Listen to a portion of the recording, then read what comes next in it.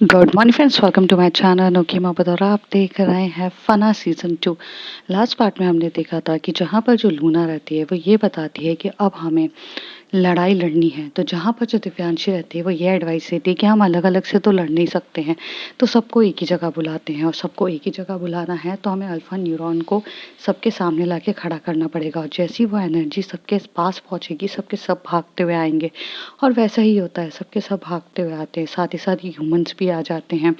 तो, तो अब ये लड़ाई ह्यूमंस, लाइकन्स और वैम्पायर्स के बीच में चल रही रहती है, जिसमें जो हमारी वैम्पायर रहती हैं वो काफ़ी ज़्यादा स्ट्रॉन्ग तरीके से अटैक कर रहे रहते हैं। तो वहाँ पे वरुण वैम्पायर्स बच जाता है, वेक्टर विक्टर जो रहता है वो वैम्पायर्स बचता है, माइकल बचता है जो एक वेयरवुल्व्स रहता है, और साथ ही साथ 2-3 वेयरवुल्व्स और बचते हैं। एल्थिया बचती है, दिव्यांशी बचती है, और साथ ही साथ हमारी लूना और बाकी लोग भी बचते हैं। जैकब भी बचता है और स्मृति भी बचती है। और यहाँ पर स्मृति जो रहती है वो सोनम को भी बचा देती है ह्यूमन से, जो उसको एक्सपेरिमेंट के लिए लेकर जाने वाले थे। अब उसके आगे लड़ाई काफ़ी ज़ोरों शोरों से चल रही थी, और लड़ाई में सब के सब कोई ना कोई घायल हो रहे थे। तो वहाँ पर जो माइकल रहता है, जिसने वो ह्यूमन का हाथ काट के उसे डरा के भागा रहता है, तो वो वहाँ से भागते हुए आता है अपनी खुरखाई नज़रों से देखते हुए एल्थिया पे जैसी अटैक करने के लिए। और एल्थिया दिव्यांशी को अपनी गोदी में लेते हुए बैठी रहती है, और वो काफ़ी ज़्यादा डरी हुई रहती है कि दिव्यांशी को कुछ हो ना जाए, क्योंकि वो सबसे ज़्यादा प्यार अगर अभी किसी से करती थी तो वो दिव्यांशी से करती थी। तो उसे डर लग रहा था कि अगर दिव्यांशी को बाय चांस गलती से भी कुछ हो गया तो उसका क्या होगा, उसकी तो लाइफ पूरी अलग हो जाएगी, क्योंकि सबसे ज़्यादा वो प्यार करती है। उसने अपने मॉम एंड डैड को पहले ही खो चुका था, तो अब वो दिव्यांशी को खोना नहीं चाहती थी, तो वो वहाँ पे अटैक थी। पर जो माइकल था उसे कोई फ़र्क नहीं पड़ता कि दिव्यांशी उसकी गोदी में थी कि नहीं। वो एकदम से एल्थिया पे अटैक करता है, और एल्थिया पूरी तरीके से बेहोश हो जाती है, और वो वहाँ से उसको काटने के लिए आ ही रहा रहता है। तभी वहाँ से लूना अटैक करती है वो माइकल के ऊपर, ताकि वो उसको गिरा सके। तो वहाँ पे वो जैसे ही उसे गिराती है, और 3-4 लाइकन्स, मतलब माइकल को गिराने के लिए लूना आती है, लूना के जो और भी जो रहते हैं वो सब आती है। स्मृति यहाँ से वेक्टर पे अटैक करती है ताकि वो वेक्टर से भी अपना बदला ले सके और उस पर अटैक करती है। लेकिन जब वो स्मृति वेक्टर पे अटैक कर रही रहती है, तभी उस ड्यूरेशंस पे वरुण भी स्मृति पे अटैक कर रहा रहता है, और वो उसे बहुत तरीके से घायल करने के लिए कर रहा रहता है। वेक्टर उसे इतनी जम के मारता है कि वो स्मृति वहाँ जाके गिर जाती है, और जैसी स्मृति वहाँ जाके गिरती है वो काफ़ी ज़्यादा घायल हो जाती है। वो घायल की स्थिति पे वहाँ पे खड़ी हुई रहती है। उसी ड्यूरेशन में वरुण आता है तो स्पीड में उसे मारने ही वाला रहता है, अपने नुकीले नाखूनों से वो उसको मारने वाला रहता है। तभी सोनम पीछे से आकर वरुण पे अटैक करती है और वरुण पे मारकर वरुण को गिरा देती है। वरुण ये देखते हुए बोलता है कि तुमने एक लाइकन के लिए मुझे मारा, तुमने एक लाइकन के लिए मुझे मारा। तो वो कहती है इस लाइकन ने मेरी जान बचाई है। वो ह्यूमन बींग्स मुझे उठा के ले जा रहे थे, तुम्हें जो लड़ना है लड़ो, पर इसके इसके करीब नहीं आओगे। स्मृति अपनी घायल भरी नसों से सिर्फ सोनम की तरफ देख रही थी, और सोनम जो है वो भी स्मृति को देखती है, और वो वहाँ पर जाकर उसे साइड में खड़ा करती है और कहती है कि कुछ नहीं होगा, तुम यहाँ इन सब लड़ाइयों से दूर रहो। काफ़ी ज़्यादा घायल होता है जेकब। थोड़ी देर में भागते हुए स्मृति के पास आता है, तो वो जैसे ही देखता है तो उसको ऑलरेडी एक छोटी सी डब्बी में थोड़ा सा लिक्विड भर के हमारी दिव्यांशी ने दिया था, और कहा था कि जब भी अगर कोई लाइकेंस पूरे तरीके से खतरे में हो तो तुम ये डाल देना, अगर वो मरने की स्थिति में हो। क्योंकि उसको बहुत जम के विक्टर ने जहाँ मारा रहता है, उसकी वजह से वो उसका बच पाना बहुत मुश्किल रहता है। तो वो अपने इंसानी रूप में आता है, और वहाँ से वो लिक्विड निकालता है, और वो लिक्विड उसके घाव पे डालता है। उसके घाव पे उसको इतनी जम के जलन हो रही रहती है कि स्मृति रो रही रहती है। तभी सोनम उसका हाथ पकड़ी रहती, क्योंकि स्मृति भी अब अपने असली रूप में आ चुकी रहती, मतलब इंसानी रूप में आ गई थी। सोनम उसका हाथ पकड़ के बोलती कि कुछ नहीं होगा, थोड़ा सा दर्द है, सहन कर लो। और वो उसकी मदद कर रही रहती है। दोनों आपस में एक दूसरे की मदद कर रहे रहते हैं। तभी वो कहते हैं कि इनको कुछ होने मत देना। जैकब फिर अपना मतलब जो भेड़िया रूप रहता है उसे लेता है, और लड़ाई और झगड़े में चला जाता है। जैसे वो वहाँ जाता है तो वहाँ पर वो लड़ रहा रहता है। तो लूना जो होती है वो अपने बेटे को इन सब चीज़ों से अलग करती है। वो एकदम से मतलब घुर्राते हुए बोलती है कि निकलो यहाँ से। तो जैकब डर जाता है, और जैकब स्मिथ के पास जाकर चुपचाप इंसानी रूप में लेके बैठ जाता है। वो यहाँ से अपनी स्मृति को लेकर जो जहाँ पे एल्सी और विक्रांत रहते हैं वहाँ पर चले जाता है। दिव्यांशी अभी भी उतनी ही घायल पोजीशन में रहती है। विक्रांत जैकब को बोलता है कि मेरी बहन को तो बचाओ, तो कहते हैं कि अभी हम उस जगह नहीं जा सकते हैं। और विक्टर और अब सामने के सामने लड़ने के लिए माइकल रहते हैं। वो दोनों आपस में गुर्राते हुए कर रहे थे, जहाँ पे विक्टर से बोलता है कि तुम इन लोगों को ख़त्म करो, मैं आधे लोगों को ख़त्म करता हूँ, उसके बाद वल्फा न्यूरॉन हम दोनों का होगा। ऐसे तरीके से बोल रहे रहते हैं। ये लोग ना आपस में ही समझौता कर चुके थे और उस समझौता की वजह से ये लोग उसको मारना चाहते थे।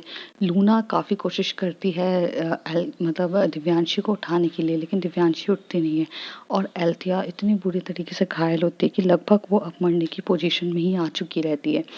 जैसे ही वहाँ पर विक्टर और एकदम से जो विक्टर होता है वो मारने के लिए एल्थिया पे जाता है, यहाँ से माइकल एकदम से दोनों एल्थिया को ख़त्म करना चाहते थे, क्योंकि एल्थिया एक ऐसी चीज़ थी जिसका होना काफ़ी था। एल्थिया की एज कम थी, वो करीब जहाँ पर हमारी जो दिव्यांशी थी वो 23 इयर्स की थी, तो एल्थिया 18 अराउंड समथिंग थी, तो वो उससे काफ़ी छोटी थी। तो अगर वो जैसे जैसे वक्त के साथ वो बड़ी होती तो उसकी पावर भी इतनी स्ट्रांग होती। अब ये जो लाइकन्स थे ये तो सालों साल जी चुके थे और कहीं ना कहीं ये जो वैम्पायर्स हैं ये भी सालों साल जी चुके थे, तो उस वजह से इनकी पावर्स काफ़ी स्ट्रांग थी। पर एल्थिया की पावर्स उनके कंपेयर में स्ट्रांग तो थी कि वो इतने लोगों के सामने खड़ी होकर लड़ रही है, यही काफ़ी था। वक्त के साथ उसकी पावर स्ट्रांग होती, लेकिन उससे पहले उसे ख़त्म करने के लिए ये दोनों आ जाते।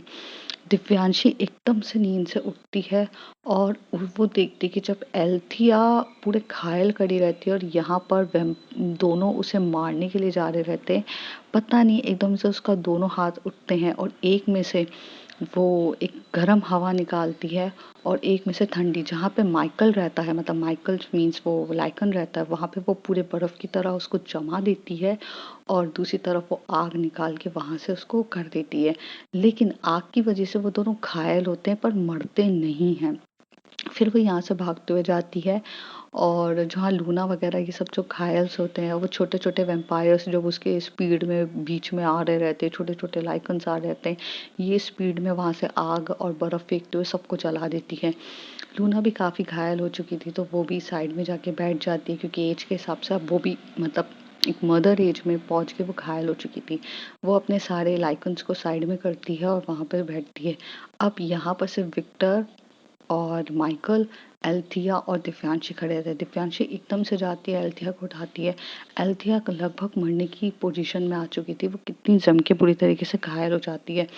तो वो उसको उठाती है और उठाकर साइड में रखती है। तभी तभी जो माइकल रहता है वो इतना स्ट्रांग रहता है कि अपनी जो बर्फ से उसको जमाया रहता है, वो पूरा बर्फ का वो चीज़ें तोड़ देता है और उस पे फिर से अटैक करने आता है। और जहाँ पर वो जो जला था वो अपनी इतनी ठंडी अपनी बॉडी कर देता है कि उसकी वजह से उसका वो जलना भी खत्म हो जाता है। अब दोनों आकर अटैक कर रहे रहते हैं दिव्यांशी पे। दिव्यांशी अपनी बर्फ और ठंडी पावर दोनों को जितनी स्पीड में हो सकता था कर रही रहती है, लेकिन तभी तवार एल्थिया काफ़ी ज़्यादा घायल हो चुकी रहती है। तभी वहाँ से वो एल्थिया जैकब को इशारा करती है कि वो जो लिक्विड मैंने दिया था वो एल्थिया को लगाओ। तो जैकब वहाँ से अपने भेड़िए रूप में जाता है और वो लिक्विड लेकर आता है और वहाँ पर जो जो घाव रहते हैं वो सारे घाव में वो लगा रहा रहता है। एल्थिया के घाव पे जैसे जैसे लगा रहता है, एल्थिया के घाव पूरे भरने लगते हैं और वो काफ़ी अच्छे से भर रहे रहते हैं। और तब तब दिव्यांशी पूरी पावर से लड़ रही रहती है। फिर जैकब क्या करता है, पूरी तरीके से आने के बाद जैकब को एक और लिक्विड दिया रहता है, वो लिक्विड वो एल्थिया को पिला देता है। जैसे वो एल्थिया को वो लिक्विड पिलाता है, एल्थिया की आंखें में पूरा का पूरा गुस्सा, जलन सब कुछ एक होती है। वो इतनी पावर में उठती है और वो एकदम से स्पीड में जाती है और स्पीड में जाकर पूरे के पूरे 2 टुकड़े कर देती है विक्टर के। विक्टर को वो आँखों पूरे चीर देती है, अपने नाखूनों की इतनी शार्पनेस से वो उसे पूरे तरीके से चीर देती है। यहाँ पर वो जाती है और पूरा का पूरा पेट से फाड़ देती है इसको, माइकल को। और यहाँ पर जो दिव्यांशी होती है अपनी पूरी पावर से उनकी बॉडी को एक को जला देती है और एक को पूरे बर्फ में फ्रीज कर देती है। तो इसी तरीके से वो दोनों अपनी पूरी पूरी लड़ाई लड़ के ख़त्म हो जाते, काफ़ी ज़्यादा घायल हो जाते हैं। और फिर जो एल्थिया रहती है वो बेहोश नहीं थी, लेकिन उतनी देर में जो वरुण वैम्पायर रहता है वो आकर दिव्यांशी पे इतनी जम के चाकू मार देता है, जो चाकू उसको वहाँ पर जो ह्यूमन लोग थे उनके वो लोग चाकू लेकर आए थे, तो वो करंट वाले चाकू से इतनी जोर से मार देता है कि वो वहाँ पर जाती। एल्थिया जब ये देखती तो वो वरुण को भी चीड़ के धड़ से अलग कर देती है, उसका तो सर ही धड़ से अलग करके फेंक देती है। और यहाँ पे दिव्यांशी काफ़ी ज़्यादा बेहोश हो जाती है, क्योंकि उसका खून बहुत बह रहा था। एल्थिया जब उसे अपनी गोदी में लेती है वो रोने लगती है कि दिव्यांशी दिव्यांशी ऐसे मत करो मत करो। अब अल्फा न्यूरॉन वहाँ पर पूरे तरीके से था, तो सोनम बोलते हैं ये अल्फा न्यूरॉन का करना क्या है। तभी स्मृति कहती है वो तुम लोगों के हाथ में नहीं लगना चाहिए, तुम उसे खराब कर दोगे। तो कहती है बट ये ऐसे खुले रख के क्या मतलब है। तभी वहाँ पर जो सोनम रहती है वो भी एक साइंटिस्ट रहती है, तो वो गैजेट वो लेती है और गैजेट लेके वो सोनम अ, उस गैजेट को पहनती है, जो वहाँ गैजेट रखा रहता है उसे पहन के वो अल्फा न्यूरॉन को जैसी लेने जाती है तो वहाँ दिखती है अल्फा न्यूरॉन है ही नहीं। वहाँ पर एक इमेज रहती है, जैसे 3D की इमेज होती है, मतलब वहाँ पर सिर्फ उस अल्फा न्यूरॉन की इमेज रहती है और वो सिर्फ दूर से दिख रहा रहता है कि वो अल्फा न्यूरॉन है। तभी वो कहती है अल्फा न्यूरॉन है कहाँ।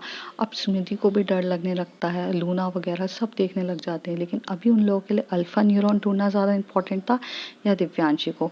तो स्मृति जो होती है वो दिव्यांशी को गोदी में उठाती है और स्पीड में लेकर वो डायरेक्ट लेकर जाती है एकदम बड़ी सी चोटी के ऊपर और उसे वहां पर लिटा देती है। और रात के करीब 3 या 4 बज रहे रहते हैं, तब तक उन दोनों की लड़ाई चल रही रहती है। उसका खून काफी ज्यादा बह रहा रहता है।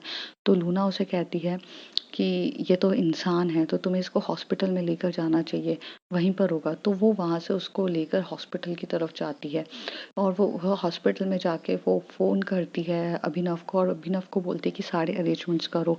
तो अभिनव जो होता है वो दिव्यांशी इतनी घायल रहती है तो वो अरेंजमेंट्स कर देता है और इसी तरीके से वो एडमिट हो जाती है। जब वो एडमिट रहती है तो उसे पूरे तरीके से हाथ में पकड़ी रहती है, उसका हाथ पकड़ी रहती है, उसकी तरफ देख रही रहती है और बहुत प्यार से देख रही रहती है और कहती है कि तुम जल्दी ठीक हो जाओ, तुम्हें कुछ नहीं होगा, तुम्हें कुछ नहीं होगा।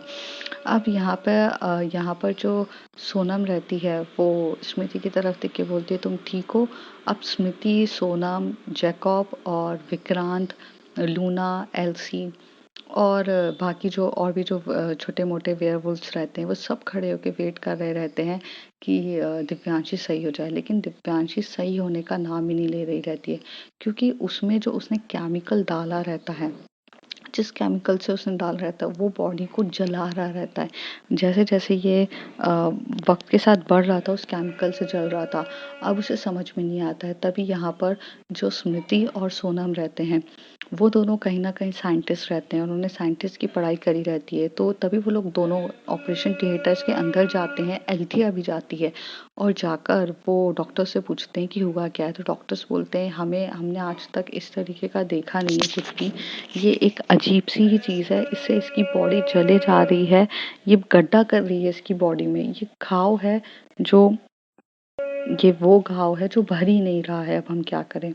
तभी एल्थिया कहती है कि क्या होगा। तभी तभी उसे पता चलता है कि क्या करना है। तो तभी वहां से स्मृति कहती है इसे बचाने के लिए अल्फा न्यूरॉन की शक्ति से कुछ हो सकता है। पर अल्फा न्यूरॉन गया कहाँ है। यहाँ पर अल्थिया कहती है तो वहां पे अल्फा न्यूरॉन था, तुमने उठाया नहीं। तो कहती है अल्फा न्यूरॉन था ही नहीं, वहां पे इमेज थी। अब यहाँ पे सबके सब हो जाते हैं।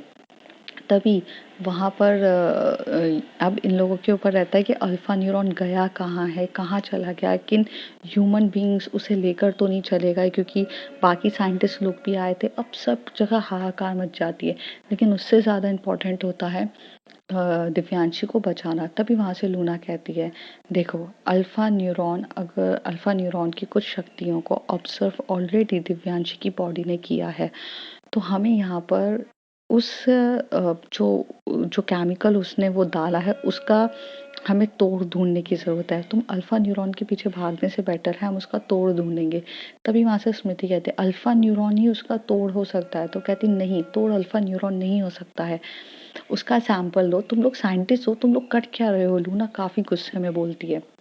तभी एल्सी कहती है इन लोगों से कोई उम्मीद ही नहीं है, ये सब नाम के साइंटिस्ट हैं, लगता है कुछ दिमाग ही नहीं है।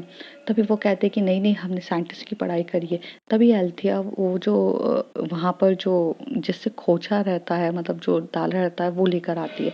तो उसमें उनको पता चलता है कि यहाँ पे एल्थिया का भी काफ़ी तेज दिमाग रहता है। तो वो कहती है तो सिल्वॉन करके केमिकल है जिससे तो बॉडी को जलाया जाता है, पर सिल्वॉन के ऊपर अगर हम दूसरे केमिकल्स बनाएं तो उससे हम कर सकते हैं। तो अभी हमें रिसर्च करना पड़ेगा। तो ये लोग सैंपल वहाँ से उठा के लेके चले जाते हैं, काफ़ी तेज़ी से स्पीड में लेबोरेटरी की तरफ भागते हैं और काफ़ी मशक्क़त करने लगते हैं कि लेबोरेटरी में जाकर यहाँ पर सोनम भी मदद करती है, स्मृति भी मदद करती है और काफ़ी मतलब कोशिश कर रहे रहते कुछ ना कुछ ऐसा एक नया केमिकल बनाने की जिसमें जाते। लेकिन हर बार वो लोग जो भी केमिकल बना रहे थे उससे उससे वो जैसी उस जगह को भरने के लिए वो कोशिश करते हैं तो वो भरती नहीं है। मतलब वो जो छुरी लेके जाते हैं, वो नाइफ जो रहता है उस नाइफ में वो केमिकल रखा रहता है, उस केमिकल से वो एक एक छोटा सा मतलब एक्सपेरिमेंट में वो शीट होती है ना जो माइक्रोवेव्स की, वो जो क्या बोलते हैं उसे,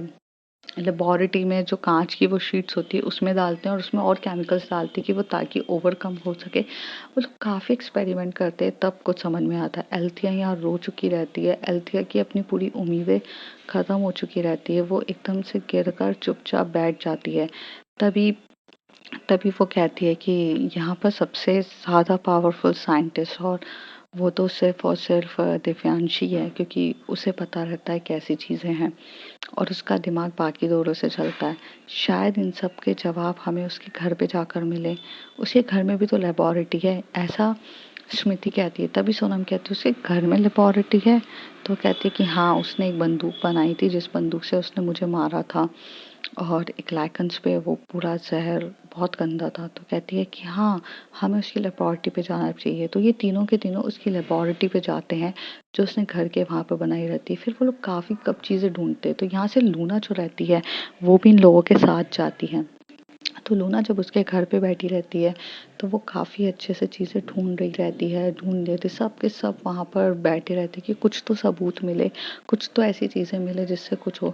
तो लूना को वहाँ पर एक छोटी सी एक डायरी मिलती है जिस डायरी में बहुत कुछ लिखा रहता है। लूना उस डायरी को पढ़ने के बजाय उस डायरी को अपने बैग में रखती है और बोलती है कि तुम लोगों को कुछ मिला, तो वहाँ पर कुछ केमिकल्स रहते हैं। तभी वहाँ पर एल्थिया बोलते हैं कि ये एक सेफ्टी बॉक्स है, यहाँ पर कुछ तो ऐसा होगा जिसमें दिव्यांशी ने छुपा के रखा होगा।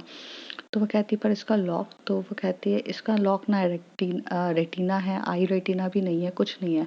तो हो सकता है सेफ्टी लॉक का पासवर्ड होगा कुछ। तो ये लोग बहुत सारे कॉम्बिनेशन ट्राई करते हैं, लेकिन वहाँ पर वो एक कोड डालती है 143, मतलब आई लव यू का कोड वो डालती है। तो जैसे ही वो ओपन हो जाता है तो उसे खुशी होती है। तभी सब लोग उससे पूछे तुम्हें कैसे पता, तो कहती है कि अभी मैटर नहीं करता है कैसे पता है, मैटर ये करता है कि हमें बचाना है।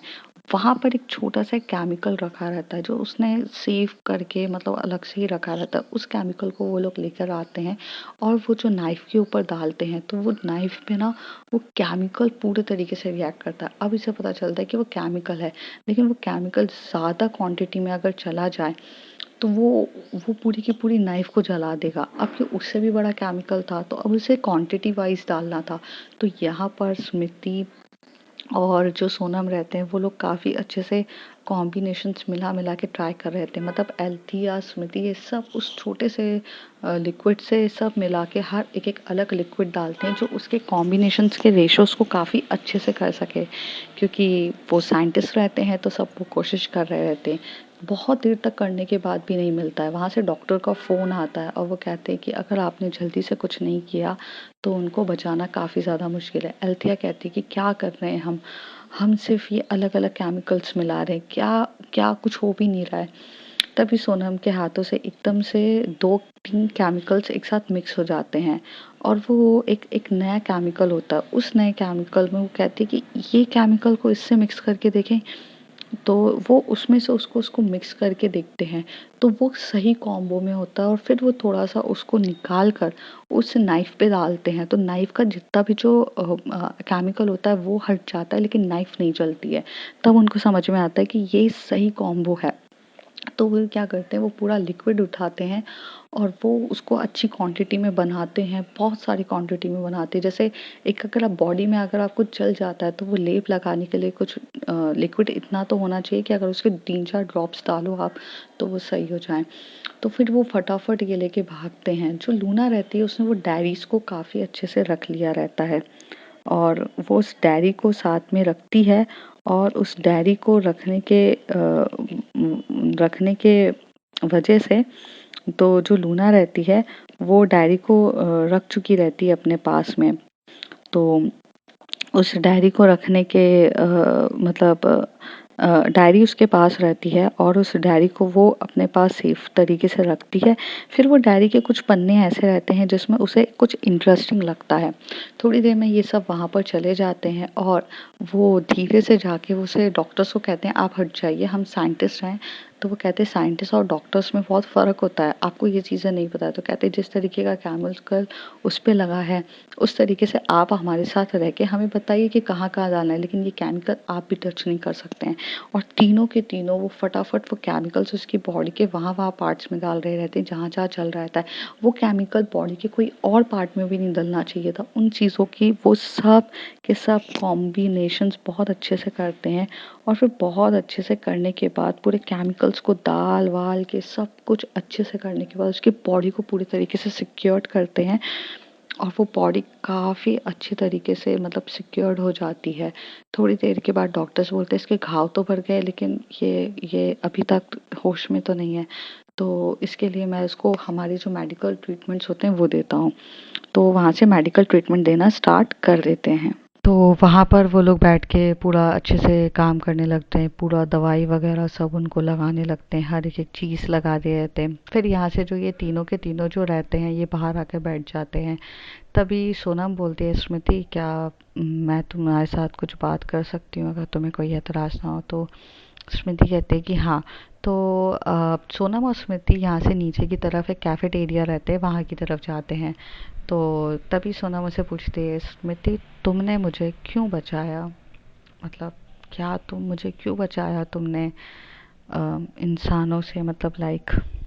तो तभी वो कहती है कि सोनम मैं तुम्हें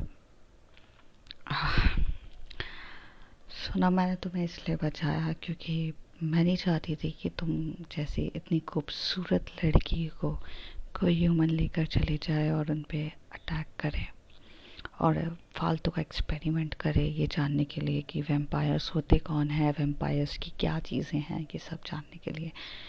तो वो कहती है कि ठीक है बट तुमने एक लाइकन से भी मुझे बचाया, वो वजह मैं जान सकती हूँ। तभी स्मृति कहती है कि लाइकन तुम्हें अटैक करेगा, तुम्हें मारेगा, तुम्हारी खूबसूरती खराब करे, वो मुझे पसंद नहीं था इसलिए।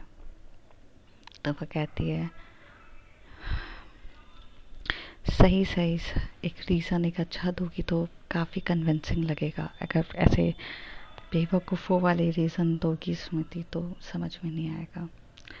तो स्मृति उसके पास आकर बोलती है तुम्हें लगता है मुझे रीज़न देने की ज़रूरत है, काफ़ी समझदार तो तुम खुद ही हो, समझ जाओ। और ऐसे बोलकर वो वहाँ से कान से बोलकर निकल जाती है और आगे जाती है और आगे जाके वो कुछ कॉफ़ीज़ वगैरह ले रही रहती है और ऑर्डर देती है उसे कि ऊपर इतने सारे लोग हैं उन सब के लिए कॉफ़ीज़ भेज दिया जाए और कुछ कुकीज़ कॉफ़ी सब एक साथ भेजा जाए। तो वो लोग बोलते हैं ठीक है। वो वहाँ पर जाती है तभी सोनम एकदम से हाथ पकड़ती है स्मृति का और कहती है कि तुम्हें पता है ना कुछ रिश्तों का अंजाम बहुत बुरा होता है और कुछ रिश्ते सही भी नहीं रहते हैं। तो स्मृति कहती है तो तुम अंजाम का वेट करती रहो, मैं अंजाम का वेट नहीं करती। मुझे ऐसा लगता है कि जो चीज़ मेरा मन करता है मैं वो करती हूँ। मुझे ठीक लगा तुम्हें बचाना तो बचाया, अब तुम्हारे ऊपर है। बचने के बाद अगर तुम मुझसे मारना चाहती हो तो मार दो, लेकिन जब मैं मर रही थी तो तुमने क्यों बचाया मुझे। जब मेरे ऊपर वरुण अटैक कर रहा था तो तुमने मुझे क्यों बचाया? मैंने तो बस एक्चुअल में मैंने तो बस यही कहा कि तुमने मेरी मदद करी तो वो इंसानियत के लिए मैंने तुम्हें बचाया था। तो स्मृति कहती है, झूठ तो तुम भी खुद अपने आप से काफ़ी अच्छा कह देती हो। एक वैम्पायर और इंसानियत दिखाए जबकि वो इंसान ही नहीं है। ठीक है, मुझे लगता है हमें चलना चाहिए। तो वो कहती है कि तुमने तो अपने लिए कॉफ़ी नहीं ली। तो तभी स्मृति कहती है, क्योंकि मैं जिसके साथ आई हूँ वो तो सिर्फ खून के अलावा और कुछ पीती नहीं है ना, तो यहाँ बैठ के मैं उसके सामने कॉफ़ी पीऊँ मुझे अच्छा नहीं लगेगा, इसलिए मैंने नहीं ली। मैंने सबके लिए ऊपर बुलाया है। तो यहाँ से सोनम और स्मृति ऊपर की तरफ चले जाते हैं। तभी सोनम जो रहती है वो स्मृति को काफ़ी अच्छे से देख रही रहती है, और जो स्मृति रहती है वो सोनम को मतलब तिरछी निगाहों से, मतलब ऐसा होता है वो इधर उधर नज़र करते हुए वो भी देख लेती है। दोनों की आंखें कुछ ना कुछ बोल ही रही रहती है। तभी वहाँ से लूना एकदम से उठती है और स्मृति को कहती है कि तुम्हारी निगाहें तो कहीं और ही चल रही हैं। तो वो कहती है, बड़ी मम्मी ऐसा कुछ नहीं है। तो कहती हैं, मैंने ना मोहब्बत एक इंसान से करी है। मेरी मोहब्बत देखिए ना किस इंसान से करी है मैंने, और मैंने उसे पाया भी है। तुम्हें मोहब्बत करने से कोई नहीं रोक रहा है। अगर तुम ये डर के मारे रोक रही हो कि तुम्हारी आंटी लूसी और ऐश के साथ जो हुआ वो तुम्हारे साथ भी हो, तो ऐसा नहीं होगा। जिन लोगों ने किया था उन्हें हम ऑलरेडी ख़त्म कर चुके हैं। तो अगर तुम अपनी मोहब्बत का आगाज़ करना चाहती हो तो कर सकती हो। स्मृति एकदम से बोलती है, मोहब्बत कैसे होती है बड़ी मम्मी, मुझे नहीं पता। मुझे नहीं पता कि मोहब्बत में किस टाइप की फीलिंग्स होती है, बस नहीं पता मुझे। मैंने कभी किसी से प्यार किया ही नहीं है। तो तभी एलसी भी जैसे कंधा रख पे हाथ रखते हुए बोलती है, मोहब्बत वही होती है जहाँ खुद की जान से पहले दूसरे की जान बचाई जाए। तुमने अनजाने में ही सही, पर तुमने सोनम की जान बचाई अपनी जान को रिस्क में डालते हुए। कहीं ना कहीं वही मोहब्बत है। और मुझे ऐसा लगता है कि तुम्हें सोनम से बात करनी चाहिए। पर बड़ी मम्मी क्या सही होगा, सोनम एक्सेप्ट कर पाएगी? और मुझे तो पता भी नहीं है कि मैंने वो सब क्यों किया। तुम्हें पता है हम लोगों की एक खासियत होती है। तो वो कहती है कि क्या खासियत होती है लूना? लूना बड़ी मम्मी। तो वो कहती है कि हम इम्प्रिंट कर देते हैं। हमारी सोल ऑटोमेटिकली अपना सोलमेट ढूंढ लेती है और उस पर अपनी मोहर डाल लेती है, और जब हम उसकी पे अपनी मोहर डाल लेते हैं वो इंसान भी हमारा हो जाता है। तो तुम्हारी सोल ने इम्प्रिंट सोनम को किया है। हालांकि तुम करना दिव्यांशी को चाहती थी, पर हुआ नहीं। तो मतलब मेरी सोलमेट क्या सोनम है? स्मृति पूछती है। तो एलसी कहती है, शायद हाँ शायद ना, तुम जाके बात करोगी तभी मिलेगी तुम्हें सोलमेट। अब मेरे ख्याल से तुम्हें जाना चाहिए। तो यहाँ से वो जाती है सोनम के पास। तो सोनम बोलती है कि हाँ स्मृति बोलो। कहती है, मुझे तुमसे कुछ बात करनी है। तो सोनम कहती है कि हाँ। तो तभी जैकब बोलता है, विक्रांत सुनो ना यार, मुझे भी तुमसे कुछ ज़रूरी बात करनी है। तो विक्रांत बोलता है हाँ। तो तभी पूरे के पूरे हॉस्पिटल में जो विक्रांत के सामने जैकब अपनी एक रिंग निकालता है और उसके सामने रख के बोलता है, देखो मुझे नहीं पता, वक्त माहौल बहुत गर्म है और मैं तुम्हें खोना नहीं चाहता हूँ। Mom dad mom Elsie Elsie mom की तरफ देख के बोलता है, Elsie mom Luna mom, I really love him and I want to marry him. क्या क्या आपको कोई प्रॉब्लम तो नहीं है? तो तभी वहाँ पर वो लोग कहते हैं कि हमें तो कोई प्रॉब्लम नहीं है, तुम विक्रांत से पूछ लो। तो विक्रांत बोलता है, जैकब मैं तुमसे बहुत प्यार करता हूँ, लेकिन जब तक मेरी दीदी की रजामंदी नहीं होगी तो नहीं होगा। प्लीज़ मेरी दीदी को होश में आने दो, उसके बाद हम धूमधाम से शादी करेंगे। एल्तिया कहती है कि ऑफ कोर्स, उन्हें ठीक तो होने दो, सब सही हो जाएगा। तो फ्रेंड्स देखते हैं आगे क्या होता है। If you like my story, like share and subscribe.